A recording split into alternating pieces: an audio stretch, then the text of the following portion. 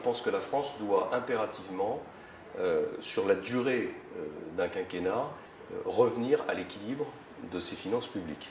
C'est pas pour faire plaisir à Bruxelles, c'est pour redonner à notre pays à la fois son indépendance vis-à-vis de ceux qui lui prêtent de l'argent, et c'est surtout la meilleure façon d'engager une réduction du poids de la fiscalité.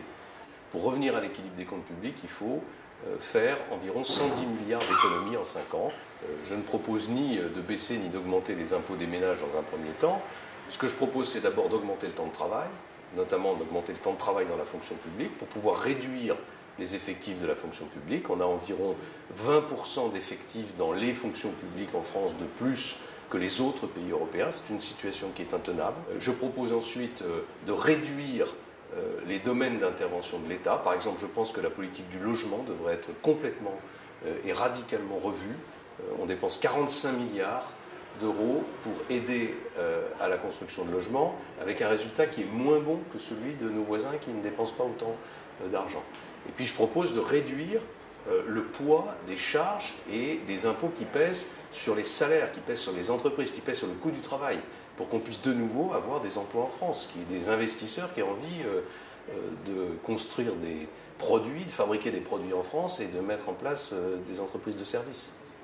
Dans votre propre camp, ces propositions ne font pas toujours l'unanimité, en tout cas il n'y a pas de voix unique. Tout d'abord, comment est-ce que vous comptez convaincre les personnalités de votre propre camp et du coup le reste de l'opinion publique? On ne peut pas réduire la dépense publique dans un pays qui est drogué à la dépense publique depuis si longtemps sans prendre des mesures qui soient des mesures énergiques. Comment est-ce que je compte m'y prendre? En prenant les Français à témoin.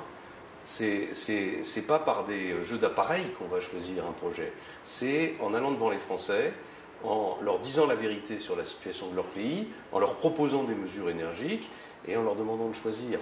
Et c'est la seule manière, au fond, de rendre ces mesures acceptables, c'est qu'elles soient arbitrées par les Français eux-mêmes et plus par les partis politiques ou par tous ceux qui se placent en écran entre les Français et les responsables politiques.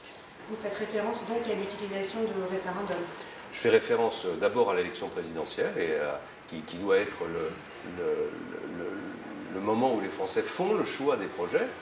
Et puis je fais référence à l'utilisation du référendum que j'envisage notamment pour simplifier l'organisation du territoire, pour diminuer le nombre de parlementaires, diminuer le nombre de collectivités locales, ou encore pour introduire dans la Constitution une règle d'or, c'est-à-dire ce que tous les Français sont à même de comprendre dans leur vie quotidienne, interdiction de dépenser plus que ce que l'on a.